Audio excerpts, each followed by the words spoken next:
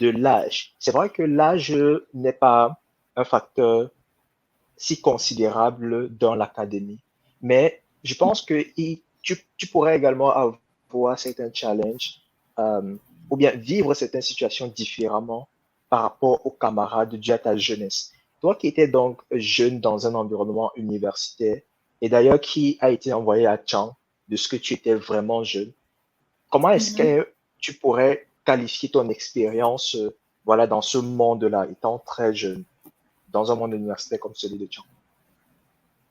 Est-ce que Oui, tu avais des c'est challenges en rapport à ton âge? parfois, mais pas tout le temps. Quand il arrivait, parfois il y avait des sujets de conversation que je me sentais un peu euh, mise à l'écart. Du moins, je me sentais un peu bizarre par rapport à ça parce que le niveau de compréhension n'était pas le même. Je côtoyais des gens qui, surtout quand c'est un sujet de conversation que tu as avec les personnes qui sont un peu plus âgées que toi, votre niveau de compréhension n'est pas pareil. Il faut aussi dire que je venais aussi d'un environnement où j'étais beaucoup dorlotée. Donc, maintenant, côtoyer des gens qui n'ont pas eu ce même parcours que toi, tu remarques qu'il y a une très, très grande différence, même avec la façon avec laquelle vous pensez. Les principes, des restrictions que tu as, toi, depuis le bas âge, c'est pas pareil. C'est pas pareil avec les autres. Et si tu aimais de mettre, si tu essaies de mettre ça comme point de vue, durant une conversation, cela, ça va revenir que, ah, c'est parce que tu es trop jeune et tout. Et quand c'est ça, tu te sens un peu bizarre. Oui. Tu te sens un peu bizarre, tu as l'impression que peut-être il faut que je devienne un peu plus mature. Tu cherches comment est-ce que... Parfois, je cherchais comment devenir un peu plus mature pour pouvoir mieux m'adapter avec les aînés, bien que ce n'était pas Et, évident. regarde, et regardons en arrière, est-ce que tu penses que euh, ça a été un avantage pour toi de faire les études jeune, aussi jeune que tu l'as fait? Oui, Dans quel je dirais sens? oui.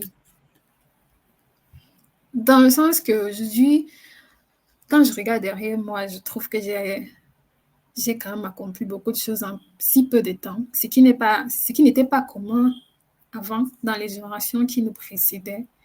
Et Mhm. ça évite aussi le fait que l'âge ne te surprend pas.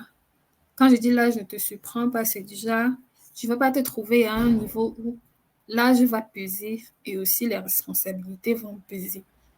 Je dirais qu'aujourd'hui, chaque chose va avec, chaque challenge que je vis va avec, ça correspond aussi avec mon âge. Sauf peut-être le niveau d'études que j'ai, qui parfois ne s'aligne pas avec mon âge. Sauf ça. Mais côté, quand j'essaye de planifier, par exemple, mon futur, je trouve que c'est un avantage, un très gros avantage. Parce que tu sais au moins ce que tu peux commettre des erreurs aujourd'hui, tu as le temps de les corriger. Contrairement à Ouais, ça c'est un quelqu'un gros qui, avantage. oui, contrairement à quelqu'un qui est peut-être avancé dans l'âge, il y a la pression et tout. Quand tu commets une erreur, elle peut être fatale. Donc moi, je vois ça comme un avantage aujourd'hui. Certainement, certainement. Et aussi se dire que, au-delà même de commettre les erreurs, tu as ce vaste champ de possibilités d'essayer beaucoup de choses quand tu es encore jeune. Et justement, Exactement. si des erreurs surviennent, tu peux encore rebondir et rebâtir à partir de là. Oui, oui, exactement. Dis-moi, en rapport avec ta bourse à EMS, voilà, tu as postulé, tu as été accepté la même année pour pour faire un master à EMS. Qu'est-ce qui, selon toi, sont ces éléments-là qui t'ont permis d'être accepté? C'est clair que le, le, le website de EMS ne donne pas un ensemble de critères en rapport avec des critères de sélection. Mais selon toi, quels sont ces éléments-là qui t'ont permis d'être accepté à EMS? La première des choses, je dirais les notes, mes notes universitaires et aussi mon rang, mon rang que j'avais à l'université. Ça, c'est ce que j'ai pu obtenir de certaines de mes conversations, parce que moi aussi, j'ai eu à poser cette question-là, étant à IMS Cameroun, une fois. Ça, c'est une des réponses que j'ai eues. Les notes et De même qui? Si c'est pas indiscret. À des camarades ou bien à des responsables de EMS? les responsables des IMS. Ok. Donc, les notes, ça joue beaucoup parce que quand on postule, on, est, on a plus, on a presque tous un background commun. C'est vrai que ça diffère de pays à l'autre, mais quand tu te places dans la peau d'un Camerounais et que tu compétis avec d'autres Camerounais, c'est maintenant les notes qui font la différence entre vous. Les notes que tu as obtenues durant la licence et surtout le master. Et même ta position aussi, la position que tu as par rapport à tes camarades à l'université. Et il y a aussi les cours que tu as eu à prendre à l'université durant ton cursus. Quand c'est, par exemple, ça aligne avec les cours que tu vas suivre avec IMS Cameroun, et on regarde aussi tes aptitudes dans ces cours-là. Si c'est que tu as bien travaillé dessus. Ouais. Donc, je crois il y a ça également qui a beaucoup joué. Qui a beaucoup joué. Et il y a aussi l'âge. Ok. Ça, c'est ce que j'avais aussi obtenu comme réponse, qu'il y avait aussi l'âge. L'âge aussi a influencé parce que, apparemment, j'étais jeune et brillante. Apparemment. Ok. Je préfère Ça, c'est mettre le ça entre résumé. guillemets.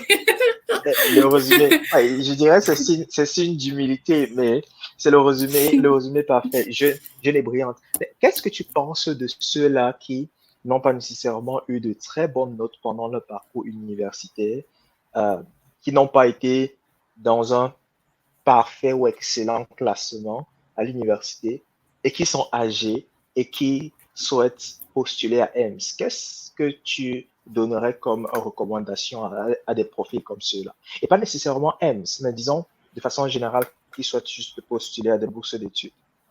Est-ce que tu aurais une recommandation pour améliorer leur profil? Hmm. Bon, si c'est dans la situation que les notes sont déjà là, tu peux plus changer les notes naturellement. Et si je me mets dans la peau de ceux-là et que je voudrais postuler à une bourse, je jouerais beaucoup plus sur ma motivation et mes capacités non techniques. C'est-à-dire, parce que même nous qui avons des notes qui sont qualifiées pour obtenir une bourse, il y a en fait un autre niveau qu'on juge la motivation. Donc moi, je jouerais beaucoup plus sur ma motivation. La manière avec laquelle j'écris, par exemple, une lettre de motivation, je vais beaucoup plus m'apesantir sur le pourquoi est-ce que je pense que je suis qualifiée pour cette bourse-là, plutôt que m'attarder à dire que j'ai eu une licence en tel, j'ai eu un master en tel et tout et tout. Je ferai beaucoup plus en sorte que on puisse ressentir la différence qu'il y a en moi, contrairement aux autres. Et ça, je peux pas dire que c'est général parce que du côté européen, c'est un peu différent. Par exemple, du côté de la France, on regarde beaucoup plus les notes. OK. Par contre, parfois, il y a certaines bourses du côté de l'Allemagne où c'est la motivation aussi qui compte beaucoup. Vu que vous êtes nombreux à postuler, vous avez de très À brillantes postuler. notes. Mais qu'est-ce qui fait la différence entre vous? C'est ça qu'il faudrait souligner. Et du côté des Français, c'est un peu différent parce qu'eux, ils sont beaucoup stricts avec les notes, avec le rang à l'école, que ce soit depuis le lycée et tout. Toutes ces choses-là, ils tiennent tout ça en compte, contrairement aux autres bourses qui sont un peu flexibles par rapport à ça. Euh, Naturellement, il faut toujours tenter sa chance. Ce n'est pas une barrière. Donc, moi, j'encourage toute personne Ouais, donc qui... postuler et drafter et bien écrire, bien s'exprimer sur ses motivations, tu dirais. Oui, bien sûr, tu peux ne pas avoir de grandes notes, mais même la manière avec laquelle tu t'exprimes même durant une interview, si jamais tu en as l'occasion, ça montrerait ton niveau de, de, de motivation et aussi même ta capacité à t'exprimer, qui est très important aussi, surtout dans le domaine Oui, académique. tu l'as résumé en quelques mots, les non-technical skills, les compétences non techniques. Oui. La motivation et les compétences non techniques. Et comment est-ce que l'on développe ces compétences non techniques-là? Euh, Comment est-ce que, voilà, on fait grandir cela afin d'éventuellement améliorer ses probabilités d'être accepté? Comment, selon toi, est-ce qu'on développe ces compétences non techniques? Hum, La pratique, il faut beaucoup pratiquer. Concernant la communication, ouais, il faut beaucoup pratiquer. Si tu es par exemple dans le domaine professionnel en postulant à ces bourses-là, ça serait même mieux. Ça serait beaucoup plus facile pour toi de pouvoir pratiquer parce que tu auras des collègues et peut-être durant des réunions de travail, il faudra aussi que tu te boostes à l'idée de parfois aussi contribuer à certains sujets de conversation. C'est comme ça que tu apprends à t'exprimer. C'est comme ça que tu apprends à voir même des lacunes, à voir tes propres lacunes. Si par exemple on te pose certaines questions, tu n'es pas en mesure de répondre proprement, c'est comme ça que tu arrives à apprendre. Ouais, je dirais que c'est la Et, pratique. et, et, et j'ajouterais que ça ne se limite pas juste au domaine professionnel, même étant dans l'académie avec tes camarades, tu peux déjà intentionnellement travailler dans ce Oui, sens-là. Prendre toute oui, oui. opportunité qui se présente à toi de t'exprimer pour voilà, travailler sur cela. Donc, Oui, la pratique, même comme tu l'as dit, même enseigner aussi, c'est une autre bonne pratique. et, Oui, et qui d'ailleurs constitue également tu l'as évoqué d'une certaine façon en parlant de motivation, mais je pense que même le CV également ouais, contribue en ce sens où les enseignements que tu donnes, que ce soit des cadets académiques, oui, ça constitue voilà, à augmenter une certaine valeur à ton CV et éventuellement constitue à développer ou améliorer ton profil pour des bourses d'études.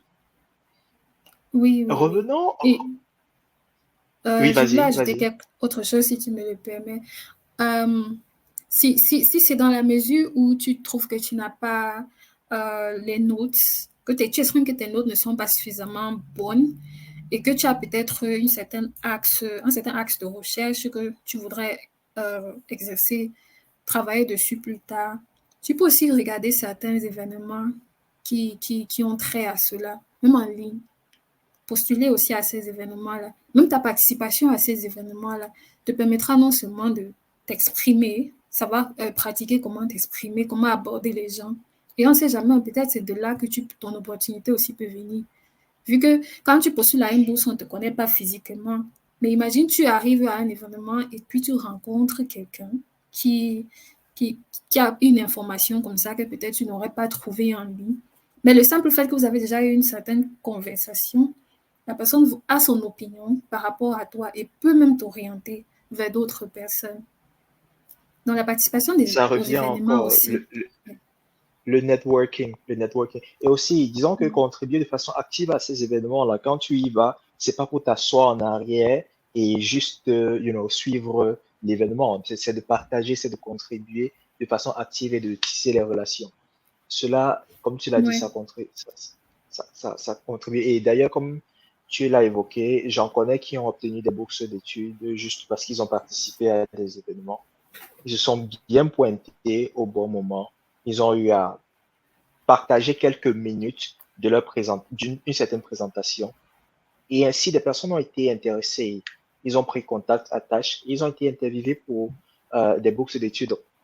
Cette approche également, mm, ça fonctionne. Surtout que c'est pas un processus standard. Il n'y a pas d'approche pratique ou déterministe pour obtenir des bourses d'études.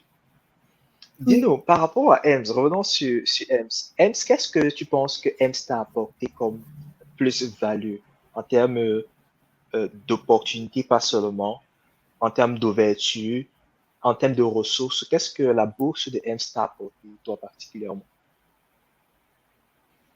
Mis à part l'opportunité, euh, À EMS, je dirais que euh, j'ai beaucoup plus appris à sortir de ma zone de confort. Ça, c'est quelque chose que je serais toujours reconnaissante vis-à-vis de EMS. C'est que j'ai fait face à des situations qui m'ont mis vraiment hors de ma zone de confort. Oui. Donc, j'ai appris une nouvelle langue, bien sûr, l'anglais. J'étais pas, je parlais pas anglais avant. Oui. Euh, la capacité de travailler aussi en groupe, la capacité de présenter une idée de travail, la capacité aussi de défendre son idée, bien sûr. Et comment aussi réfléchir de façon objective. Moi, je vais dire ça. Comment il y a ce truc-là. Avant, j'étais beaucoup plus dans l'hésitation quand j'entrais à IMS. Mais à IMS, j'étais beaucoup plus sûre de moi quand je prenais certaines décisions, comparé à avant. Tu connais le cours de professional development, tu en connais quelque chose. Oui, Oui, oui, oui, oui, oui, oui, oui. Et disons qu'il y a ces modules-là qui sont extra-académiques. Je dirais pas oui, extra-académiques, mais disons, ce ne sont pas des mathématiques en tout cas, et qui permettent de développer ces compétences particulières. Euh, oui. Tu as parlé Sur, de travail en équipe. ouais. Oui, Ça, vas-y, je t'en prie. c'est sur le cadre non technique. Mais sur le cadre technique, je suis arrivée à IMS étant mathématicienne. Je n'avais pas l'habitude de programmer et tout. Donc, c'est quand je suis arrivée à IMS, on m'a mis en data science, je me posais la question, est-ce que je vais m'en sortir? J'ai pas fait informatique. J'ai pas fait informatique. Donc, je me suis retrouvée à apprendre de nouveaux langages de programmation et tout. Oui. Chose que je n'aurais peut-être pas eu l'opportunité si je continue avec mon cursus purement théorique à l'université. Donc, j'ai appris à programmer, j'ai appris à résoudre des problèmes qui ont lié à l'analyse des données et tout et tout. Oui. Donc, Mais ça, quel c'était est des trucs. l'intérêt? Tu parles Non, d'apprendre à vas-y. programmer et ça relève un point important. Tu sais, actuellement, nous sommes à l'ère de l'intelligence artificielle. D'ailleurs, tu es dans ce grand secteur-là. Et savoir programmer est crucial. Et certains vont jusqu'à dire qu'aujourd'hui, on n'a même plus besoin de programmer. Quel est ton point de vue par rapport à cela pour des jeunes qui actuellement sont en train de faire leur licence en mathématiques à l'université de Chang et qui n'ont pas Oui. nécessairement des cours de programmation comme tu les as eu à EMS? Qu'est-ce que tu leur dirais par rapport à toi qui es déjà en doctorat actuellement? Comment est-ce que l'informatique est en train de t'aider avec un background de mathématicien? Euh, moi, particulièrement, le langage qui m'aide le plus, c'est le Python. Et en mathématiques, à l'université de Caen, on n'utilisait pas ce langage de programmation-là. Je ne sais pas si ça a changé, mais ça avait été, dans notre époque, c'était le MATLAB qu'on utilisait. Donc, c'est le MATLAB que moi, je connaissais. Et moi, je conseillerais quelqu'un qui est encore sur les bancs à l'université maintenant, de regarder beaucoup plus les langages de programmation les plus utilisés. Et parmi ceux-là, il y a le Python. Et il y en a tellement de tutoriels, tellement de tutoriels en ligne. Tu peux prendre ça comme ton hobby et aujourd'hui, chaque jour, tu consacres, je ne sais pas, 2 à 3 heures de temps juste pour apprendre de nouvelles choses sur la programmation. Parce que lorsque tu vas postuler à une bourse, il y aura toujours, parmi les requirements, il y aura toujours cette rubrique-là, on dira que être que l'étudiant doit être apte en programmation. Et il y aura toujours le Python. Si c'est que tu veux faire la data science, il y aura toujours le Python, naturellement. Tu ne peux pas échapper à ça. Très souvent. Ça fait partie Oui, également des éléments à ajouter à son background, à son parcours, la programmation. oui, oui, Et tant, c'est et possible tant, d'apprendre ça. ouais, ça c'est sûr. Désolée. Et aussi, non, c'est alright. Et aussi, je souhaite ajouter qu'il y a beaucoup de certifications aujourd'hui en ligne qui permettent d'obtenir non seulement la formation, mais également des certificats dans ces différents secteurs-là. Donc, ce serait Mm. dans l'intérêt de quelqu'un également se connecter sur ces plateformes pour apprendre et ajouter de la valeur à son CV pour des bourses d'études. Alors, te voilà qui est à EMS, tu as obtenu ta du moins, ta bourse de master à EMS. Pendant que tu étais à EMS, d'ailleurs, on était tous ensemble dans le même building, euh, on postulait à des bourses d'études et on postulait à tellement de bourses d'études. Ça te fait rire parce que tu te souviens de toute cette énergie que l'on mettait pour les bourses d'études. Et moi, j'ai une idée du ratio. Je pense que j'ai postulé à plus de 200 bourses d'études. Ça, c'est vraiment pour être très humble. Mais sinon, vraiment plus de peut-être avoisinant les 500 bourses d'études. Et quand je parle de bourses d'études, c'est pas uniquement de PhD. Je parle ici là de toutes les bourses que je pouvais trouver sur la main. Except le Comment postdoc. est-ce que tu décrirais toi? Oui, except les postdocs. C'est clair, tu postulerais pour des postdocs en master. Bref, Ouais. quelle était ton expérience pendant cette période-là où tu postulais et éventuellement tu recevais des unfortunate leave? Est-ce que tu pourrais nous décrire ton expérience pendant cette période? Hmm. Ça te fait C'était dur. réfléchir. Oui. C'était dur. C'était difficile. C'était très difficile. J'arrivais à pleurer certains jours parce que il s'est dit moi, donc plus le temps passe, plus tu n'as pas d'opportunité, plus le stress augmente. C'était Mhm. horrible. C'était horrible. Et pendant ce temps, tu as des camarades qui sont en train de dire, j'ai obtenu une bourse d'études. Des gens obtenaient des bourses d'études et Oui, quittaient même, comment ça se dit, les locaux avant d'avoir terminé leur programme. oui. Tu sais aussi, il y a aussi le fait que tu ne veux pas décevoir tes parents. Donc, quand tes parents trouvent que tu as eu une opportunité comme ça, eux, ce qu'ils espèrent, c'est que tu arrives à continuer dans la même lancée. Donc, quand tu penses que tu vas finir, sortir d'une école qui a une telle réputation, et tu vas venir à la maison et dire que je ne sais pas où continuer, je sais pas comment je vais continuer et tout. Tu t'imagines que non seulement tu ne seras pas la seule stressée, mais tu vas également stresser tes parents en tout. Donc, c'est ça qui ajoutait encore à la pression. La pression de postuler encore et encore à IMSS, même si tu avais les unfortunately. Tu n'avais pas le choix, il fallait que tu le fasses. Essayer quand même avant d'échouer après.